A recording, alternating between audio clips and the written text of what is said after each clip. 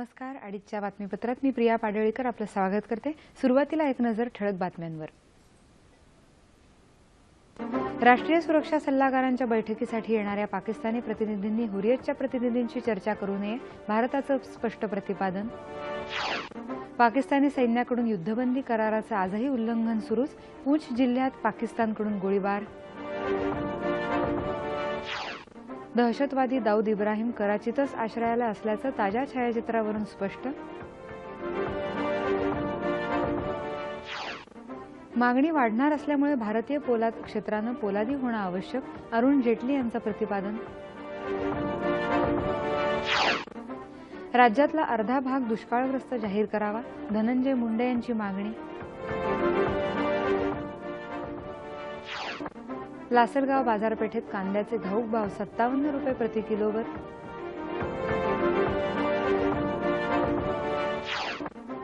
Cincinnati खुल्या tennis स्पर्धेत सानिया आणि मार्टिना हिंगीसची जोडी उपांत्य फेरीत दाखल. आणि भारत श्रीलंका यांच्यात होत असलेल्या कोलंबो कसोटी क्रिकेट सामन्यात पावसाचा व्यत्यय, मात्र खेळ पुन्हा सुरू. आणि आता सविस्तर वृत्त. भारतात राष्ट्रीय सुरक्षा सल्लागारांच्या बैठकीसाठी येणारे पाकिस्तानचे राष्ट्रीय सुरक्षा सल्लागार सरताज अजीज यांनी हुरियत प्रतिनिधींशी चर्चा करू नये असं भारतानं स्पष्ट केलं आहे. रशियातल्या उफा इथं पंतप्रधान नरेंद्र मोदी आणि पाकिस्तानचे पंतप्रधान नवाज शरीफ यांच्यात झालेल्या बैठकीत राष्ट्रीय सुरक्षा सल्लागारांमध्ये दहशतवादाच्या मुद्द्यावरच चर्चा होईल असं ठरलं होतं. मात्र पाकिस्तान आता काश्मीर मुद्द्याची मागणी पुढे रेटत फुटीरतावाद्यांशी चर्चा करण्याचा घाट घालत आहे. याबाबत आपली नाराजी व्यक्त करत काश्मीर मुद्द्यावर चर्चा करण्याची अट भारतानं अमान्य केली आहे. चर्चा पाकच्या अटीवर होणार नाही असं परराष्ट्र व्यवहार मंत्रालयानं स्पष्ट केलं आहे. क्लियर कर दिया है, भारत बातचीत करेगा या नशे स्तर की जो बातचीत होगी वह टेरर के मुद्दे पर होगी. भारताचे राष्ट्रीय सुरक्षा सल्लागार अजित डोवाल आणि पाकिस्तानचे राष्ट्रीय सुरक्षा सल्लागार सरताज अजीज यांच्यात उद्या चर्चा होणं अपेक्षित आहे, नियोजित होतं. या संदर्भात परराष्ट्र व्यवहार मंत्री सुषमा स्वराज आणि आज नवी दिल्लीत पत्रकार परिषद घेणार आहेत. दरम्यान राष्ट्रीय सुरक्षा सल्लागारांच्या बैठकीच्या पार्श्वभूमीवर दिल्लीत आलेला फुटीरतावादी नेता शब्बीर शहाला अन्य दोघांसह आज दिल्ली विमानतळावरून ताब्यात घेण्यात आलं. तिकडे इस्लामाबादमध्ये पाकिस्तानचे राष्ट्रीय सुरक्षा सल्लागार सरताज अजीज यांची पत्रकार परिषद सुरू आहे. हुरियत नेत्यांच्या अटकेमुळे आम्ही व्यथित झालो आहोत असं त्यांनी म्हटलं आहे. काश्मीर मुद्दा उफा कार्यक्रम पत्रिकेत समाविष्ट नव्हता हे भारताचं म्हणणं चुकीचं असल्याचा आरोप अजीज यांनी केला आहे. काश्मीरचा मुद्दा समाविष्ट केल्याशिवाय चर्चा गांभीर्यानं होणं शक्य नसल्याचं ते म्हणाले. मात्र अद्याप दोन्ही देशांकडून चर्चा रद्द झाली नसून कुठल्याही पूर्व अटीशिवाय ठरल्याप्रमाणे आम्ही चर्चेसाठी जायला तयार असल्याचं अजीज म्हणाले. पाकिस्तानी सैन्याकडून जम्मू काश्मीरमध्ये युद्धबंदी कराराचं उल्लंघन सुरूच आहे. पूंछ जिल्ह्यातल्या शहापूर केरनी इथं पाकिस्ताननं आज प्रत्यक्ष नियंत्रण रेषेपाशी युद्धबंदी कराराचं उल्लंघन केलं. आज सकाळी 9:20 सुमाराला पाकिस्तानी सैन्यानं गोळीबार सुरू केला. शेवटचं वृत्त हाती येईपर्यंत हा गोळीबार सुरू होता. भारतीय लष्करही त्याला चोख प्रत्युत्तर देत आहे.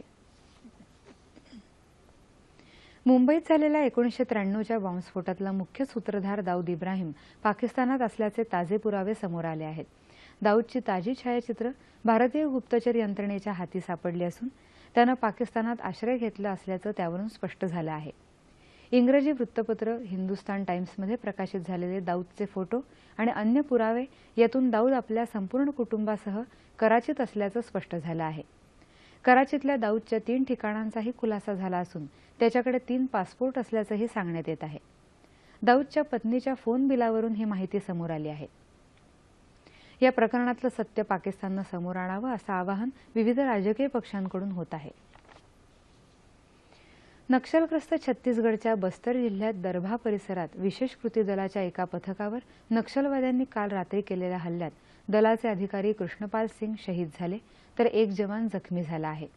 राष्ट्रीय महामार्ग NH-30 वर नक्षलवाद्यांनी झाडं पाडून रस्ता बंद करून ठेवल्याचं वृत्त कळताच हे पथक मध्यरात्री त्या ठिकाणी पोहोचलं. या पथकावर नक्षलवाद्यांनी केलेल्या अंदाधुंद गोळीबाराला पथकानंही चोख प्रत्युत्तर दिलं.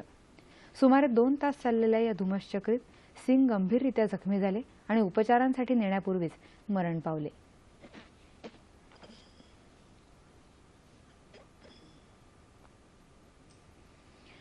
इसिस या दहशतवादी संघटनेतल्या दुसऱ्या क्रमांकाचा नेता फदिल अहमद अल हयाली उर्फ हाजी मुताज ठार झाल्याचं अमेरिकेनं म्हटलं आहे.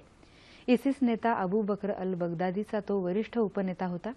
इराकच्या उत्तर भागात मोसूल शहराजवळ 18 ऑगस्टला अमेरिकेनं केलेल्या हवाई हल्ल्यात अल हयाली ठार झाला असल्याचं अमेरिकेनं म्हटलं आहे. हयाली इसिसच्या सत्ताधारी परिषदेचा सदस्य होता आणि इराक आणि सिरियामध्ये मोठ्या प्रमाणावर शस्त्रास्त्र साठा, स्फोटकं, वाहनं आणि माणसं यांची ने-आण करण्यातला समन्वयक होता, असं व्हाईट हाऊसनं म्हटलं आहे. इसिसमध्ये दाखल होण्यापूर्वी तो अल कायदाच्या इराकमधल्या शाखेचाही सदस्य होता. देशाची अर्थव्यवस्था जशी गती घेईल तशी पोलादासाठीची मागणीही वाढेल. या वाढत्या मागणीच्या पार्श्वभूमीवर पोलाद क्षेत्रानं मजबूत होण्याची गरज आहे, असं केंद्रीय वित्तमंत्री अरुण जेटली यांनी म्हटलं आहे. ते आज नवी दिल्ली इथं विज्ञान भवनात एका कार्यक्रमात बोलत होते. कच्च्या मालाच्या किमती कमी होण्यासाठी लोखंड खाणीची क्षमता वाढवण्याची गरज त्यांनी व्यक्त केली. बँकांकडे असलेली सर्वात मोठी अनुत्पादित कर्ज पोलाद क्षेत्राशी संबंधित आहेत, असंही जेटली म्हणाले.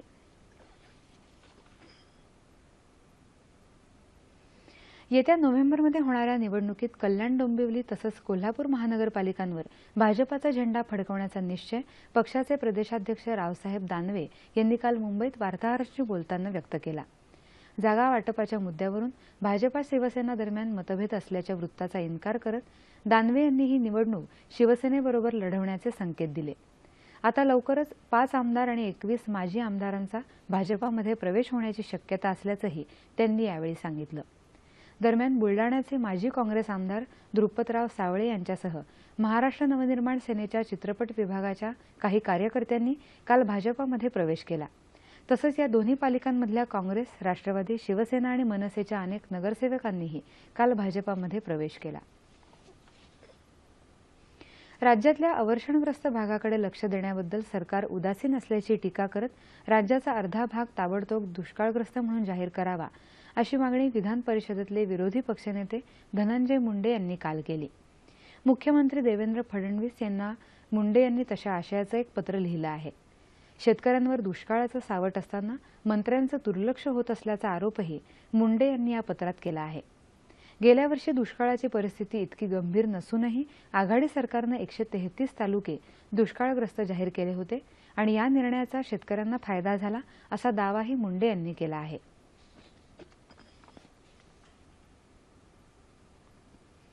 आशियातली सर्वात मोठी कांदा बाजारपेठ असणाऱ्या लासलगाव इथं कांद्याचे घाऊक भाव कडाडून आज 57 रुपये प्रति किलोपर्यंत पोहोचले. यामुळे आता किरकोळ बाजारातही कांदा महाग होऊन ग्राहकांवर त्याचा ताण पडण्याची शक्यता आहे. दिल्लीसह आणखी काही भागात किरकोळ बाजारात कांद्यानं याआधीच 80 रुपये प्रति किलोपर्यंत धडक मारली आहे. कांद्याच्या किमती नियंत्रित ठेवण्यासाठी सरकारकडून अनेक प्रयत्न होत असूनही देशांतर्गत पुरवठा कमीच असल्यानं कांद्याचे भाव चढे राहिले आहेत. पेण अर्बन बँकेच्या छोट्या ठेवीदारांना न्यायालयानं दिलासा दिला असून 10,000 रुपयांपर्यंतच्या ठेवीदारांना 4 आठवड्यात ठेवी परत करण्याचे आदेश मुंबई उच्च न्यायालयानं काल दिले आहेत. त्यामुळे तब्बल 1,32,000 खातेधारकांना त्यांची रक्कम परत मिळणार आहे. बँकेच्या थकीत कर्जदारांकडून 54 कोटी रुपयांची वसुली करण्यात आली आहे. त्यातून ठेवीदारांची ही रक्कम परत केली जाणार आहे. रायगड जिल्ह्यात अलिबाग तालुक्यात थळ इथल्या आरसीएफच्या प्रकल्पग्रस्तांना अजूनही नोकरीच्या माध्यमातून न्याय न मिळाल्यानं त्यांनी ठिय्या आंदोलनाला सुरुवात केली. आरसीएफच्या प्रवेशद्वारासमोर छेडलेल्या या आंदोलनात करो या मरो अशा तयारीनं भाग घेतला आहे. 30 वर्षापूर्वी थळ, वायशेत, बोरीस, गुंजीस आदी गावांमध्ये उभारण्यात आलेल्या आरसीएफ प्रकल्पामुळे भूमिहीन झालेल्या या प्रकल्पग्रस्तांनी अनेकदा आपल्या मागण्या मांडल्या, मात्र अजूनही त्यांना न्याय न मिळाल्याचं चित्र आहे.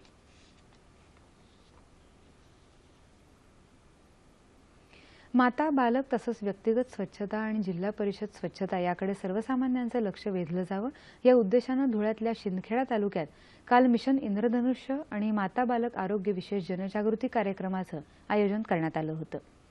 केंद्रीय क्षेत्रीय प्रचार संचालनालयाच्या वतीनं आयोजित या अभियानाची सुरुवात विद्यार्थ्यांच्या प्रचार रॅलीनं झाली. आरोग्य विभागाकडून घेण्यात आलेल्या सकस आहार, सुदृढ बालक, रांगोळी आणि प्रश्नमंजुषा स्पर्धेत विजयी ठरलेल्यांना पारितोषिकांचं वितरण करण्यात आलं. तसंच आरोग्य शिबिरालाही ग्रामस्थांनी मोठ्या संख्येनं प्रतिसाद दिला.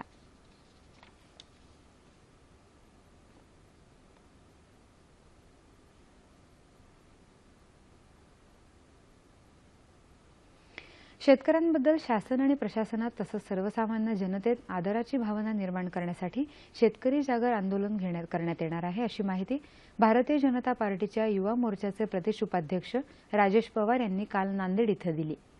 प्रशासनानं वेळीच लक्ष देऊन बिकट परिस्थितीत सापडलेल्या शेतकऱ्याला मदतीचा हात देण्याची गरज असल्याचं पवार यांनी यावेळी सांगितलं। राज्याच्या तिजोरीमध्ये पैसे नसताना सुद्धा आपल्या भाजपाच्या सरकारने या ठिकाणी आल्याबरोबर जवळपास 7,000 करोड रुपयाचं पॅकेज शेतकऱ्यांसाठी जाहीर केलं। विशेष म्हणजे आतापर्यंत जे सर्वे करून जे सगळी बदमाशी त्या ठिकाणी होत होती स्थानिक स्तरावर, कोणाला पैसे मिळत होते कोणाला मिळत नव्हते, तर ही अडचण लक्षात घेऊन सरसकट कुठलाही पद्धतीचा सर्वे न करता सर्व शेतकऱ्यांना ही मदत देण्यात आली।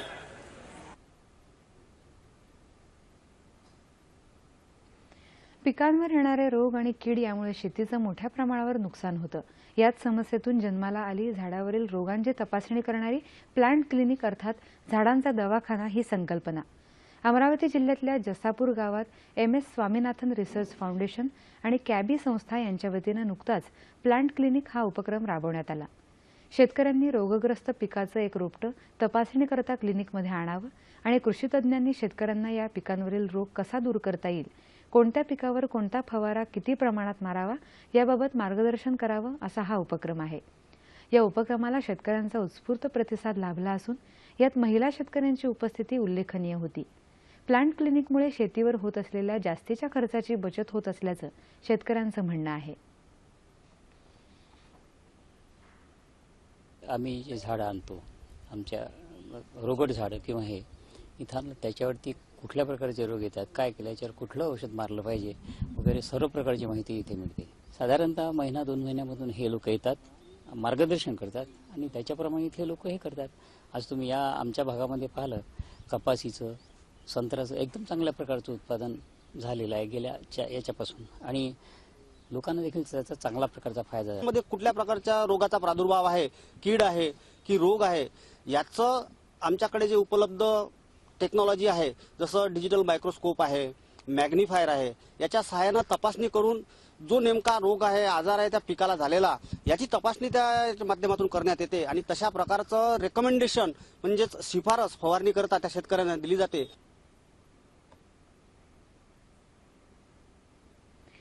तुती लागवड आणि त्या माध्यमातून रेशीम उद्योग उभारणीवर रेशीम संचालनालयानं भर दिला असून त्यांच्या या प्रयत्नाला अकोला जिल्ह्यातल्या शेतकऱ्यांकडून चांगला प्रतिसाद मिळतोय।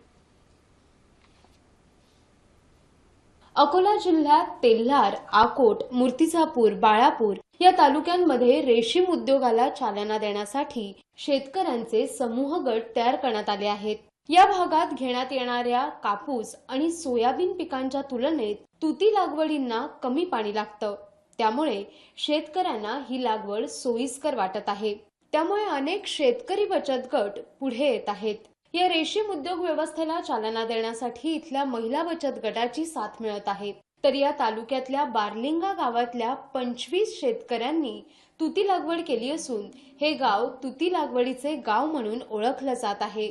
मागच्या वर्षी समजा मी एकट्याच लागवड झाली गावात आमच्या पूर्ण, त्यावेळेस आमचं उत्पन्न दिसल्यानंतर त्यावेळेस 20-25 शेतकरी आमच्या गावात तयार झाले लागवडीसाठी आणि असं आशा वाटते आता की बाबा आमच्या इथं एक रेशीम उद्योग म्हणूनच गाव प्रगट होईल।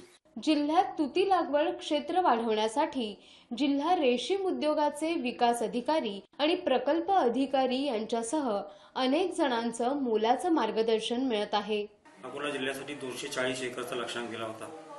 त्यानुसार कर्मचाऱ्यांना समूहामध्ये लागवड करण्याचं मार्गदर्शन करण्यात आलं। त्याप्रमाणे त्यांनी आम्ही 6 समूह निवडले आहेत जिल्ह्यामध्ये आणि त्या 6 समूहामध्ये आमचं सर्वेक्षण झालेलं आहे 156 एकरचं आणि प्रत्येक समूहामध्ये आमची जवळपास एकूण लागवड झालेली आहे। हे जे मोठं पान असते ना याच्यामध्ये कसं भरपूर रस असतो, प्रथिने भरपूर असतात, त्यामुळे तुम्ही जेवढं चांगलं खासाल तेवढी अळीचं खाद्य म्हणूनच येईल ना। जेवढी आपली जी अळी आहे ती चांगली हेल्दी बनेल, जेवढी अळी हेल्दी बनेल तेवढा आपला कोश सुद्धा हेल्दी बनेल। या तुती लागवडीमुळे शेतकऱ्यांच्या हाताला काम मिळत असून त्यांना याचा चांगला फायदाही होत आहे। त्यामुळे इथला शेतकरी आनंदित आहे। मुंबईतल्या राष्ट्रीय मिल मजदूर संघाच्या वतीनं ग द आंबेकर यांची 108वी जयंती काल साजरी करण्यात आली. यावेळी गिरणी कामगारांच्या 10वी आणि 12वी परीक्षा उत्तीर्ण झालेल्या विद्यार्थ्यांचा शैक्षणिक सहाय्य देत गुणगौरव करण्यात आला.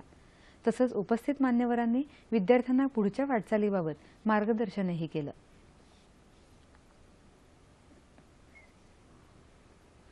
मराठवाडा साहित्य परिषदेच्या निवडणुकीत विद्यमान अध्यक्ष कौतिकराव ठाले पाटील यांच्या गटाचे सर्व 22 सदस्य निवडून आले, तर परिवर्तन गटाचे सर्व उमेदवार पराभूत झाले. परिषदेच्या कार्यकारी मंडळाच्या निवडणुकीसाठी गुरुवारी मतदान होऊन काल मतमोजणी करण्यात आली. यात 22 जागांसाठी 52 उमेदवार रिंगणात होते.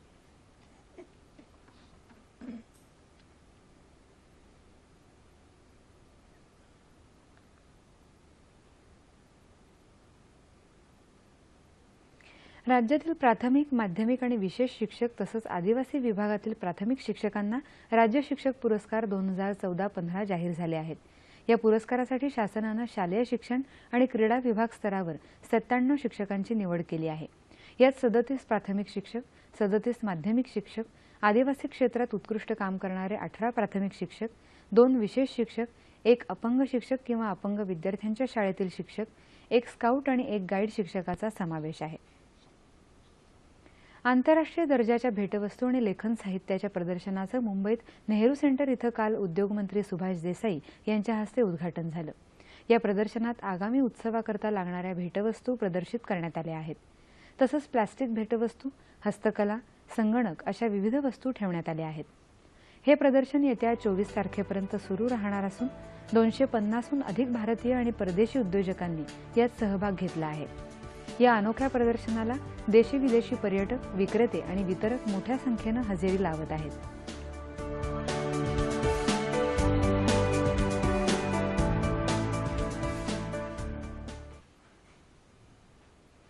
विकलांगता तसंच दृष्टिहीनतेवर मात करून इतरांना जगण्याची नवी प्रेरणा देणाऱ्या अनेक व्यक्ती आपण आपल्या आजूबाजूला पाहतो. आयुष्यात आपल्या सुरेल गायनाच्या ज्योती उजळवणारी तुम्पा कुमारी ही गायिका या व्यक्तींमधलीच एक.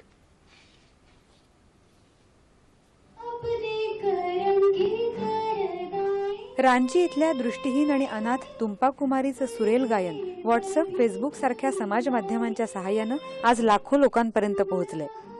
तिचा मधुर आवाज समाज माध्यमाद्वारे ज्येष्ठ गायक हरिहरन यांच्यापर्यंत थेट पोहोचला. जब इतना सब कुछ हो गया है तब लगे कि हे भगवान, मैं ऐसे इतनी दूर तक आऊंगी. मुझे विश्वास नहीं था कि मुझे इतना सब कुछ मिलेगा. शी इज अ गुड सिंगर, मेहनत करेगी, सीखना तो बहुत है, और तो सीखना बहुत है इससे, और एक कॉन्फिडेंस के साथ हर टाइप का गाना जो गाने के लिए कुछ साल में हो जाएगा वो, देन शी विल हम प्रेजेंट करना चाहते हैं. तुम्पाला हरिहरन यांनी संगीत शिक्षण देण्याची तयारी दाखवली असून रांचीच्या अंधशाळेनं तिच्या निवास व्यवस्थेची जबाबदारी घेतली. हम लोग तो कहेंगे कि हम लोग बहुत प्राउड हैं, गर्वित हैं कि हमारे स्कूल की एक लड़की को इस तरह देश और विदेश सब लोग पहचान रहा है. हम लोग के स्कूल में म्यूज़िक की शिक्षा दी जाती है. एक्चुअली टुम्पा हम लोग के यहाँ आई क्योंकि पढ़ी लिखी नहीं थी. बहुत अच्छा संगीत था लेकिन ABCD क ख ग भी नहीं जानती थी. लेकिन इतनी इंटेलिजेंट लड़की है कि 6 महीने में उसने 2 साल का कोर्स पूरा कर लिया. समाज माध्यमांच्या सकारात्मक वापरातून एका दृष्टिहीन मुलीच्या आयुष्याला, तिच्या कलेला उज्ज्वल वळण मिळालं यात शंका नाही.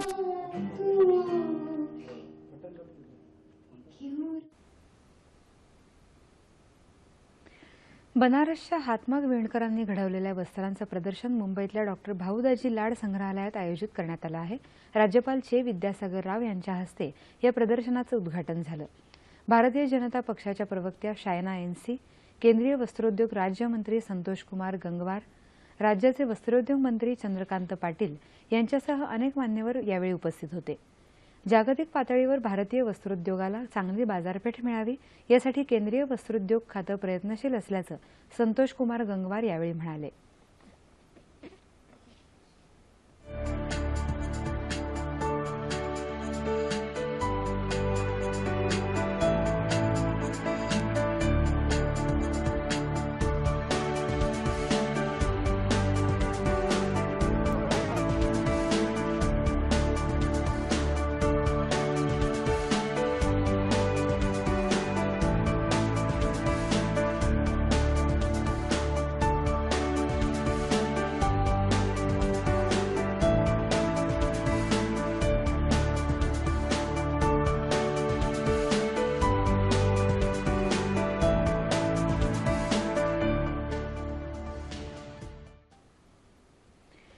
पुण्याची ओळख सांस्कृतिक शहर म्हणून आहेच, त्याचबरोबर विविध प्रयोग इथं मोठ्या प्रमाणावर केले जातात. देशात पहिल्यांदाच संगीत क्षेत्रातल्या दिग्गजांच्या अभिनव पुतळ्याचे माध्यम बनवून त्यामार्फत रसिकांशी संवाद साधण्याचा अनोखा प्रयोग काल करण्यात आला. हा प्रयोग पाहण्यासाठी दस्तूरखुद्द बासरी वादक पंडित हरिप्रसाद चौरसिया आणि संतूर वादक पंडित शिवकुमार शर्मा उपस्थित होते. त्यांनी या आगळ्या प्रयोगाला मनापासून दाद दिली. या अभिनव पुतळ्यांचा लोकार्पण सोहळा पुणे महापालिकेच्या वतीनं लवकरच करण्यात येणार आहे, अशी माहिती उपमहापौर आबा बागुल यांनी यावेळी दिली.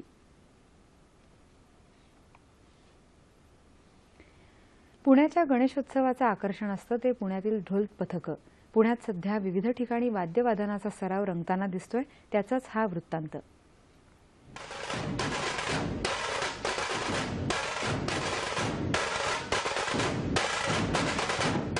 ढोल ताशांचा गजर आसमंत दिपून टाकतो आणि चाहूल लागते गणरायाच्या आगमनाची.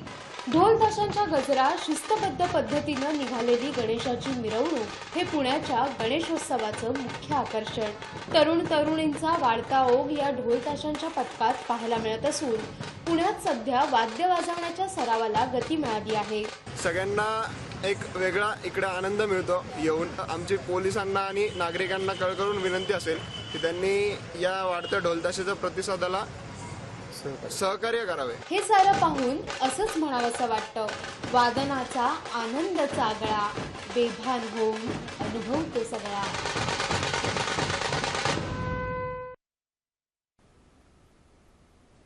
बँक ऑफ महाराष्ट्राचं 800 कोटी रुपयांचं नुकसान करणाऱ्या एका खासगी कंपनीसह तिच्या 5 संचालकांविरुद्ध सीबीआयनं काल फसवणुकीचा गुन्हा दाखल केला. सिद्धिविनायक लॉजिस्टिक्स लिमिटेड असं या कंपनीचं नाव असून मुंबई आणि सुरत इथं त्यांची कार्यालयं आहेत. सप्टेंबर 2012 ते मार्च 2015 या काळात कंपनीच्या संचालकांनी कर्मचाऱ्यांच्या वाहनांसाठी बँकेकडून कर्ज घेतली. मात्र ते पैसे त्यासाठी न वापरल्याचा कथित आरोप त्यांच्यावर ठेवण्यात आला आहे. गुन्हेगारी, कट, फसवणूक, बनावट कागदपत्र तयार करण्याबद्दल भारतीय दंड संहितेच्या विविध कलमांखाली सीबीआयनं गुन्हा दाखल केला आहे. चांगल्या दर्जेदार चित्रपटांची निर्मिती करणाऱ्या विधायक व्यक्तींना प्रेरणा देण्यासाठी काल मुंबईत भारतीय चित्रपटातलं सर्वोत्तम या उपक्रमाचं उद्घाटन झालं. या 3 दिवसांच्या उपक्रमात निवडक चित्रपट दाखवले जात आहेत. त्यात आंतरराष्ट्रीय आणि राष्ट्रीय पुरस्कार विजेत्या चित्रपटांचा समावेश आहे. इंग्रजी, हिंदी आणि इतर प्रादेशिक भाषेतले चित्रपट यात दाखवले जात आहेत. दूरदर्शन आणि छत्रपती शिवाजी महाराज वस्तुसंग्रहालय यांच्या वतीनं हा उपक्रम राबवला जात आहे. दूरदर्शनचे अतिरिक्त महासंचालक मुकेश शर्मा, इंद्रजित कौर तसंच संग्रहालयाचे महासंचालक सव्यसाची मुखर्जी उद्घाटनाच्या वेळी उपस्थित होते. चित्रपट अभिनेता जॅकी श्रॉफ यावेळी प्रमुख पाहुणे होते.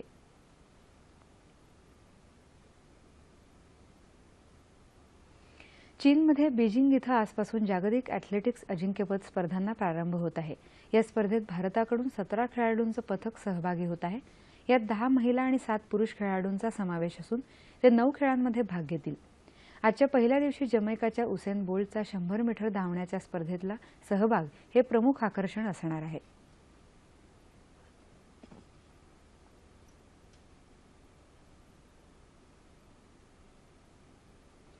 भारताचा आघाडीचा व्यावसायिक टेनिसपटू युकी भांबरी यानं व्हँकुव्हर इथं सुरू असलेल्या ऑडलम ब्राऊन वॅनोपन स्पर्धेत पुरुष एकेरीच्या उपांत्य फेरीत तर दुहेरीच्या अंतिम फेरीत प्रवेश केला. उझबेकिस्तानच्या दुस्तोव याच्याविरुद्ध 1.5 तास चाललेल्या सामन्यात 6-4, 6-4 असा विजय मिळवला. उपांत्य फेरीत आता इस्रायलच्या प्रो डुडी सेला याच्याशीच युकीची गाठ पडेल. पुरुष दुहेरीच्या उपांत्य फेरीत व्हँकुव्हर इथं वॉकओव्हर मिळाल्यामुळे न्यूझीलंडच्या मायकल व्हिनसच्या साथीनं युकी भांबरी अंतिम फेरीत पोहोचला आहे. सिन्सिनाटी खुल्या टेनिस स्पर्धेत भारताच्या सानिया मिर्झानं स्वित्झर्लंडच्या मार्टिना हिंगिसच्या साथीनं महिला दुहेरीची उपांत्य फेरी गाठली आहे. त्यांनी उपांत्यपूर्व फेरीत क्रिस्टिना आणि कोकोच्या जोडीला 6-4, 6-1 असं पराभूत केलं. उपांत्य फेरीत सानिया मार्टिना जोडीचा सामना तैपेईच्या हाओ चिंग चान आणि युंग जान चान या जोडीशी होणार आहे. या स्पर्धेत भारताकडून फक्त सानियाचंच आव्हान शिल्लक आहे. उपांत्यपूर्व सामन्यात बोपण्णा आणि पेसला आपापल्या जोडीदारांसह पराभव पत्करावा लागला. बातमी क्रिकेटची. भारत आणि श्रीलंकेदरम्यान कोलंबोमध्ये सुरू असलेल्या दुसऱ्या क्रिकेट कसोटीचा आज 3रा दिवस. पहिल्या डावात 393 धावांवर भारताला थोपवून फलंदाजीसाठी आलेल्या श्रीलंकेनं आतापर्यंत 6 गडी गमावून 285 धावा केल्या आहेत. भारताकडे आता 108 धावांची आघाडी आहे. आजच्या खेळात पावसामुळे काही काळ व्यत्यय आला होता. मालिकेतला हा दुसरा सामना असून पहिल्या सामन्यात भारताला हार खावी लागली होती. हवामान. येत्या 24 तासात कोकणात बऱ्याच ठिकाणी तर मध्य महाराष्ट्र, मराठवाड्यासह विदर्भात तुरळक ठिकाणी पाऊस पडण्याची शक्यता हवामान विभागानं वर्तवली आहे.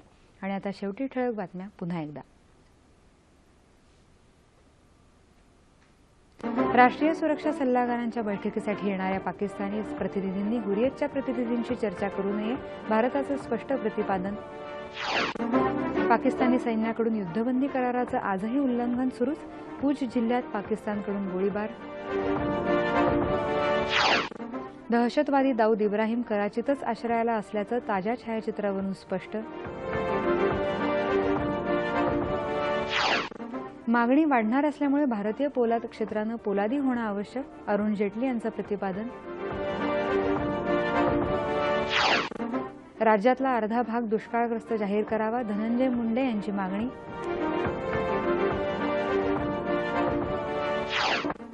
लासलगाव बाजारपेठेत कांद्याचे घाऊक भाव 57 रुपये प्रति किलोवर.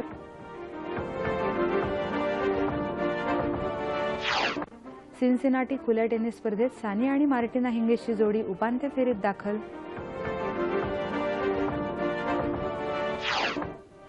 आणि भारत श्रीलंका यांच्यात होत असलेल्या कोलंबो कसोटी क्रिकेट सामन्यात पावसाचा व्यत्यय, मात्र खेळ पुन्हा सुरू. याबरोबरच हे बातमीपत्र संपलं. पुन्हा भेटूया संध्याकाळी 7 वाजता सह्याद्री वाहिनीवर. नमस्कार.